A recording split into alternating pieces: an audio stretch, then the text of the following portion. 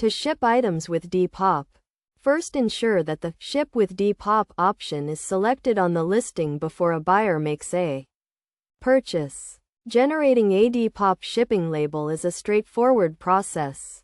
On iOS, navigate to the Depop section. Go to the menu and select Shipping.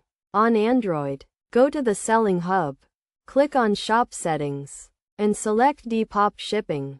To create a label, follow these steps.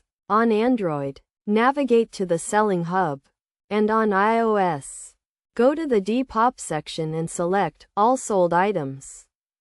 Then, click on Ship Your Item Now.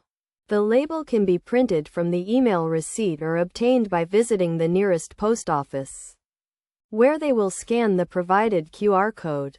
Once the label is printed, attach it to the package using clear tape and drop it off at a blue USPS collection box or the nearest post office. Shipping with Depop is a simple process, and by following these steps, items can be easily shipped.